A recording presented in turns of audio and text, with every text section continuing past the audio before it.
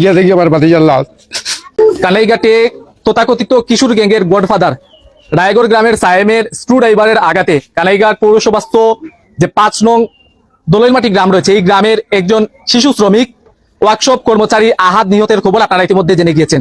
এই ঘটনাটি ঘটেছে কানাইঘাট উপজেলা রোড সংলগ্ন তাজুল ওয়ার্কশপে। এটি একটি অটোরিকশা চার্জিং সিস্টেমের দোকান। এই দোকানেই মূলত এই ঘটনাটি ঘটে।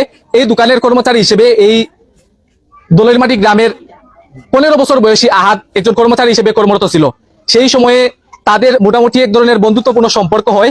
এই যে নিহতকারী বা খুনি, যে তার নাম হচ্ছে সায়েম, তার বাড়ি হচ্ছে কানাইঘাট পৌরসভার রায়গড় গ্রামে। আমরা আজকে এসেছি আপনাদেরকে জানাতে চাই, এই ঘটনাটি ঘটে আজ থেকে 2 দিন আগে। আজকে প্রয়োজনীয় সব প্রক্রিয়া শেষে এই নিহত আহাদের মরদেহ তার নিজ গ্রামের বাড়িতে নিয়ে আসা হয়েছে। আমরা এই মুহূর্তে আছি কানাইঘাট পৌরসভার যে দোলাইমাটি গ্রাম রয়েছে, কানাইঘাট পৌরসভার 5 নং ওয়ার্ডে। এখানে আজকে আমরা দেখছি যে আজকে সন্ধ্যার পরে অর্থাৎ বাদ মাগরিব তার জানাজা নামাজ অনুষ্ঠিত হবে। ইতিমধ্যে গোসলের কার্যক্রম শুরু হয়ে গিয়েছে। এখানে এলাকার মানুষ জড়ো হয়েছেন, সবাই বিচারের দাবি জানাচ্ছেন।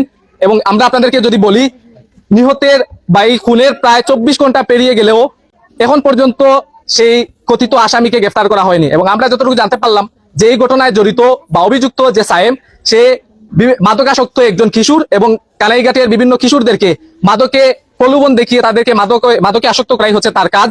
এমন সাহস থেকে সেই ধরনের খুনের ঘটনা ঘটিয়েছে বলে সাধারণ মানুষজন মনে করছেন। আমরা এই পর্যন্ত এই তথ্যগুলো পেয়েছি সাধারণ মানুষজনের কাছ থেকে। আমরা কথা বলবো, এলাকার মানুষজন আছেন, তাদের প্রতিক্রিয়া কি, তারা কি বিচার চান, সেটি আপনাদের সামনে তুলে ধরার চেষ্টা করবো। কিভাবে করছে আমি দেখছি না। আমি যখন পরের দিন আমার ভাতিজা উসমানী মেডিকেলে ভর্তি হয়েছে, আমি খবর পাইছি, ভাই আমি গেছি, গিয়ে দেখি আমার ভাতিজার লাশ। এখন আজকে 2 দিন হয়ে গেছে কি কোনো আসামি গ্রেফতার হয় নাই। এখন আমি চাই 24 ঘন্টার ভিতরে আসামি গ্রেফতার করা হইতো, আর আমার সুস্থ বিচার চাই আমি।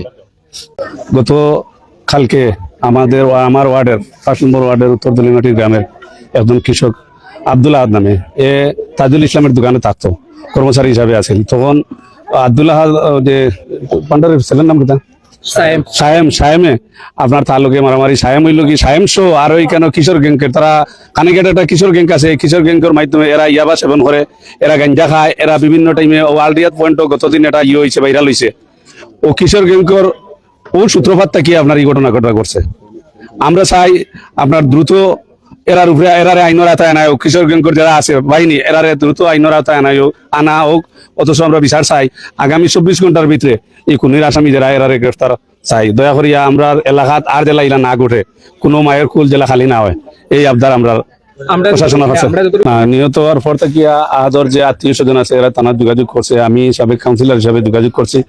তারা হয়েছে যে আগে আপনারা লাস্ট পোস্টমর্টম হরিয়া নৌকা, পরবর্তীতে মামলা দিবে। আর আসামি এরা তদন্ত চালাইছে, যে আসামি ধরার লাগিয়া চালাইছে, প্রক্রিয়া চালাইছে, এখন পর্যন্ত ধরতে পারছে না। আসসালামু আলাইকুম। আমরা গত কালকে এই ব্যাপারটা জানছি, থানাত গেছি, ওসি সাহেবের গেছে আমার কাউন্সিলর সাহেব কইছেন আপনারা পোস্টমর্টম করুকা, হরিয়া নৌকা লাশ দাফন করুকা, আমরা মামলা নিমু আর আমরা কাজ চলে। তারা সম্ভবত আসামি ধরার চেষ্টা করে। এটা চলে, কিন্তু আমরা একটা ভিডিও ফুটেজ দেখছি, ওই যে সিসিটিভি ক্যামেরার, এই ক্যামেরা দেখা গেছে যে 7-8টা ফুয়ানি কেন আসলা, এটা তো সারা দুনিয়ার মানুষ দেখছে।